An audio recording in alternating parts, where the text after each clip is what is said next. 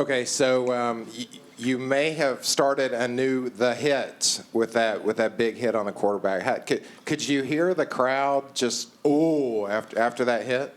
Yeah, I heard the crowd go crazy, but I didn't know I had made him fumble. When I heard the crowd really going crazy, when Aaron picked the ball up and started running, I didn't I looked back to see what was going on. I seen him running in the end zone, so I was like, "Oh, we scored." But yeah, it was a great feeling though. Yeah. Let's go down here down front to Brent or Travis. I'm sorry. Yeah. And then Olin. All three of y'all are going to ask questions, so go ahead. Yeah, so I wanted to ask, when you hit a quarterback like that, does he say anything? Does he make any kind of sound? What is that like? I don't know if he said anything. I don't know. I just really was focusing on making sure I didn't miss him because I didn't know if he seen me or he felt me coming. So I was just trying to make sure my target angle was center. So if he moved anyway, I still had a lot of surface area to hit. So after I hit him, I heard the crowd for the most part. So I couldn't really hear him say anything. So are y'all familiar with what's called the hit at Texas A&M? Quentin Coriat hitting the TCU receiver 30 years ago, actually this month. Is that something y'all are familiar with? No. It's on the highlights. Yeah, but they're in the locker room. Yeah. Nah. We'll stay in front. We'll go to Travis and then Olin. Yeah. What have you seen from Tyreek Chappelle and what he's been able to do that you're stepping in as a freshman? Just the amount of confidence that he has. I have a lot of confidence in him. He's a great corner. He's coming in, playing in big shoes. He's playing in the field. And he's just been playing great ball all season. I mean, I think he on list of freshman All-Americans and stuff like that, but he's proven himself as a freshman, and he got a long season. He got a long career ahead of him. Yeah. Is there a specific part of his game that's impressed you the most? I say how humble he is. He don't let he make plays, and he even if a play get made on him, he's on to the next play. He can forget. He don't just he's not one of those kids just all about himself. He don't really care. He don't get into all of that. He's just so humble. I feel like that helps him a lot. Let's go right here to Olin Buchanan and then TV row. Antonio, have you ever hit anybody that hard before? I done had some big hits in my career, but not I don't think on a big stage like this. No, I wouldn't say I had a big hit like that. You ever worry about when you're like that? Because it seems like anytime there's a big hit now, that a penalty flag just automatically comes with it. Do you ever think at all about letting up? Obviously, you didn't on that play, but because you're afraid that you could get a penalty. Yeah. It go through my head a lot when against quarterbacks especially, and defenseless receivers. When you in certain positions and they come across the middle, and you just have to take a good target angle and make sure your head is not in it. So we practice that a lot at practice. Coach Elko make sure that I don't get any more targeting penalties, and we really just he does a good job with us and making sure our target angle is low, making sure our head is out. We do a lot of drills to make sure that we don't get those calls. And then I just wanted to ask, I asked Jalen, do y'all, as guys, talk about what bowl you'd want to go to, and do you have any idea what bowls are possible that you could play in? I mean, they have predictions out there, but I don't really get into that. I mean, whichever bowl we go into, we're going to come and play. You know what I'm saying? We're going to give our best. Whoever we play against, we're going to give them the best A&M football that they can ever see. And, I mean, we had aspirations of being in elite, what's it called, New Year's Six bowls. But, I mean, it really doesn't matter. Whichever bowl we go into, we're going to give a show for sure. Let's go back to TV row. We'll start with Tyler and then we'll go to Mike.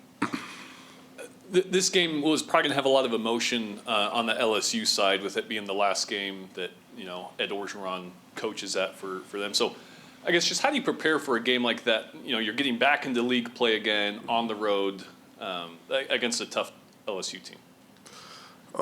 Like you said, we're playing in the SEC, and it's shown all year, any given day, any team can win. So you just got to come in with that faceless mentality. when you play in the SEC, you have to give that team your best because if you off one day, that can be it. And we know they're gonna be hyped up, so we just gotta come in this week and practice hard, focusing on the little details, and make sure if we prepare right. And once we do our preparation the right way, Saturday is gonna be the easy part. Stay in the back. We'll go to Mike from KAGS and then Kay. Antonio, do you know what to expect from the atmosphere at Tiger Stadium on Saturday? Death Valley is obviously a tough place to play. No, I've never played there, but like I'm assuming it's in the SEC. We're gonna play. I think it's a night game. It's gonna be rocking. I mean, it's gonna be loud, but it's nothing that we haven't seen here in Caulfield. And then how do you guys kind of start faster defensively against an SEC team? I know Ole Miss in the first half wasn't your ideal defensive performance. So how do you guys kind of start faster in that regard? Like I said earlier, we just gotta make sure we do our preparation the right way. Come out today, practice hard all week. Make sure that we just have high energy at practice.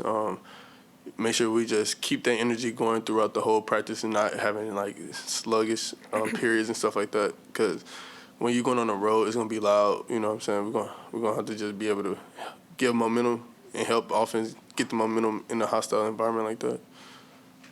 Left side middle to Kay from the battalion. How have some of the defensive seniors impacted your time here, and what lessons have you learned from them on and off the field? Can you repeat that again? I'm sorry. Just talking about some of the seniors that have been on defense. How have they impacted your time here, and what lessons have you learned from them, like on and off the field? Being able to play with like the guys, the seniors this year, like you learn a lot from like, cause like they tell you each day like the season like this go by so fast, and like just football in general, and just this is one of a lifetime experience being in college. And you know a lot of people don't get to get here, and then afterwards a lot of people don't get to go to the next level. So just seeing like just hearing their stories and like the growth of them, and like it helped you as it helped me as a young athlete, I guess, because I can learn from their mistakes without making those same mistakes. And like off the field, like they just like mentors, and you can talk to them because they have more wisdom than you have, and it's just like a little safety guy, I guess you could say, because they've been through it, and they know the emotions that you go through. They know the hard work and all the stress that you go through. So being able to just talk to them on a deeper and personal level, I feel like it's very impactful. Got time for a few more. We'll go to Brent down front. In your couple years here, how have you seen Leon O'Neal kind of grow up? He talked about growing up here as well. And long after his playing days are done at the next level and so forth, what do you picture him doing for a living? The first part, I'm gonna talk about the first part. Leon has grown on and off the field, just not as a ball player, but as a man. Like when he was actually my host when I was coming on my visits, and like we roommates now, so like we talk all the time at home, and like he's one of the mentors I talk to a lot because he's been through so much here at home. Like we just can connect on such a personal level, and just seeing him grow, I'm like proud of him, like the man he's becoming and the man he is. And after football, I see Leon doing everything I feel like doing. He has the strive, the mentality, just the heart to do whatever he feel like doing. So whatever job or career you want to go for, he can get it. I like that sweatshirt. Is that part of the NIL, and what has that experience been like for you so far? I have a NIL deal with CC Creations, and this is my brand line and this just came out honestly. But it's been a good experience with them. You feel fortunate to have been an underclassman when this came along, because guys that played last year didn't get that type of deal with NIL, but to still have maybe another couple of years of that as well. I feel like the NIL deals, like that was a big strive for the NCAA and for athletes, because a lot of people don't get to make it to the next level, and they still put in the hard work during the college, still go through the same grind. I feel like we were just able to, get a little appreciation for what we do daily. So that's how I look at it. All right. That's all we have for you. Thanks. All right. Thank you. Thank you.